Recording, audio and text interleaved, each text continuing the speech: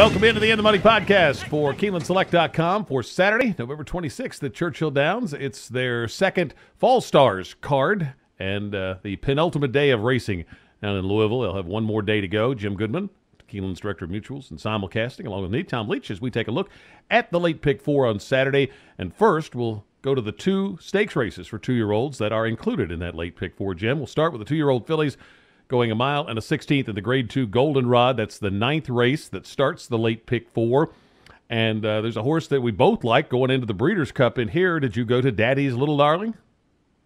Oh, absolutely did. I think she got the 11 hole in the Breeders' Cup, and I think that compromised her a great deal. She lost by 5 lengths to Champagne Room and ran behind Valladonna and American Gal, and her running line says 6 wide, and she was wide the whole way. And I really liked her in the Alcibiades. I liked the way she looked in the paddock, and I liked her today. But I've got a little caveat. I'm going to play 2 pick 4s, and we'll talk about that in a few minutes. And one of them I'm going to single Daddy's Little Darling, but I'm going to give you three other horses here that I think have a shot.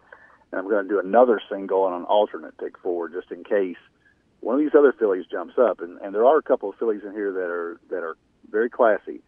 And the one I would like second to Daddy's Little Darling is Lovely Bernadette, the 12. For James DeVito, and she's got 2 wins over the Churchill track. And her first win was on a muddy track, but a maiden special weight that she just dominated the field. And 2 horses came back from that race and won. And she came back and has won 2 straight since then. She beat China Grove the last 2 times. Her buyers are not outstanding, but they're very good for a 2-year-old filly. So I think Lovely Bernadette, the 12 with Alvarado, has a shot. The horse that ran behind her, China Grove, at a pretty juicy 12-1, only got beat by half length, and Lovely Bernadette's 5-1 on the morning line. So I think China Grove has a chance to improve for Ben Colebrook. And the other horse, Ian Wilkes, has a filly named Fun that we've liked before when she was at Saratoga, and she ran in the money behind Sweet Loretta. And then she ran into Alcibiades and only got beat 3 lengths. So I think she's got a shot to get in the money as well. But I really like Daddy's Little Darling here, but Lovely Bernadette gives me a little bit of pause.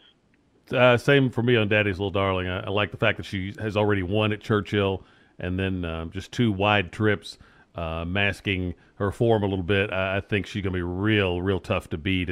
I feel real good about keying her in exactas, because if she doesn't win, I can certainly see her getting in the 2 hole. The 2 you mentioned, Lovely Bernadette, China Grove, coming out of that race at Keeneland, I like. Ever So Clever, I thought was really impressive in the maiden breaker at Keeneland. Dream Dancing for Mark Cassie, I thought has a shot in here, and Fun was the other one I had written down. So I'm going to use all of those in exactas with Daddy's Little Darling as far as playing that race.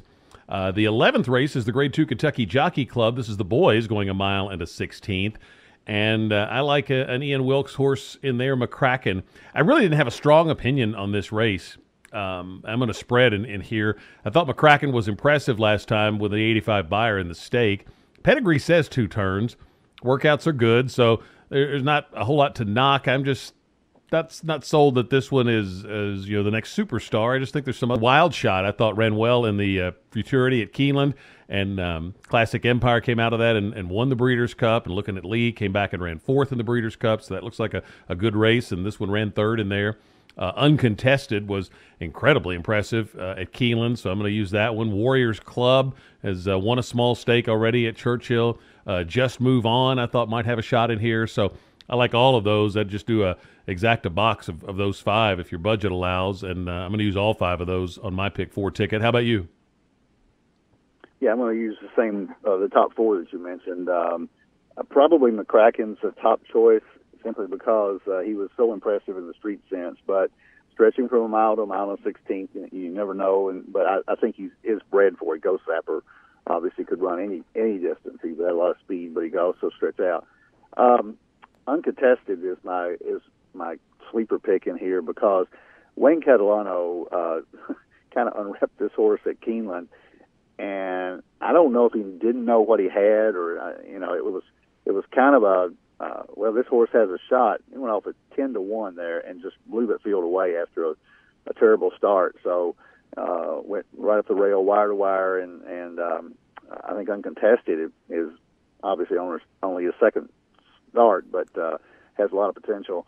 Warriors Club is an interesting long shot, and it would be a great story if the Churchill Downs Racing Club, with about 200 members, won the Grade 2 Jockey Club and became one of the early favorites for the Kentucky Derby, because that would be a story that even Churchill Downs can't write. That would be an incredible winner's circle scene if all those people are there on Saturday.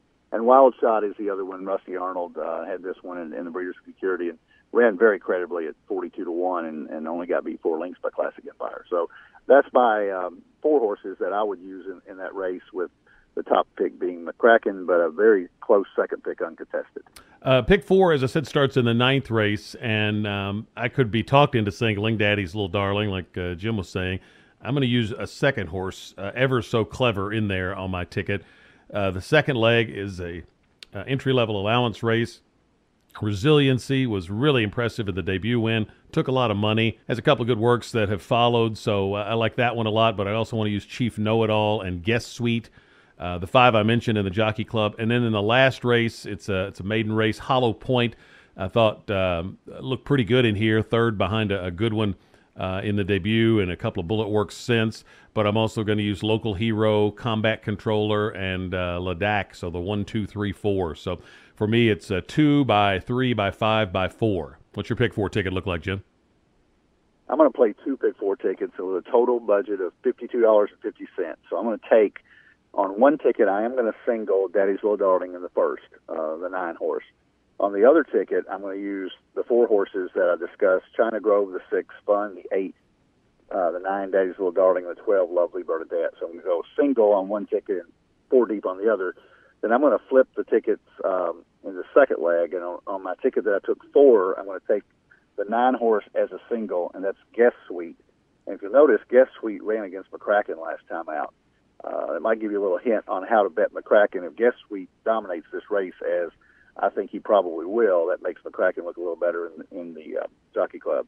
So Guest Suite's my single on one ticket, and then on the other ticket, I'm going to flip it and use Giant Payday the 1, Resiliency the 8, and Guest Suite the 9. So on one ticket, I'm 9 with 1, 8, 9, and the other ticket, I'm 6, 8, 9, 12 with 9. And the end of my ticket is identical. The third race, I'm going to use Wild Shot the 3, McCracken the 11, and Contested the 12. In the last leg, I'm going to go 5 deep with the 1 Hollow Point and the 2 Local Hero being the obvious choices. You don't know in a maiden special weight of which one of the new shooters are going to be live. I actually like the outside 2 horses, Daddy Bob the 11 and Quinn Lenny the 12, but I hate the post in a first-time starter. So I'm going to use Ladakh and the 4 horse for Donnie Von Hemmel, who surprises people sometimes when he ships out of the Midwest. So I'm going to use 5 deep there, 1, 2, 4, 11, 12. One ticket's $30 and one ticket is $22.50. It's a good card on Saturday. Some good spots to play. Up in New York, the card there is headlined by the Grade 1 Cigar Mile.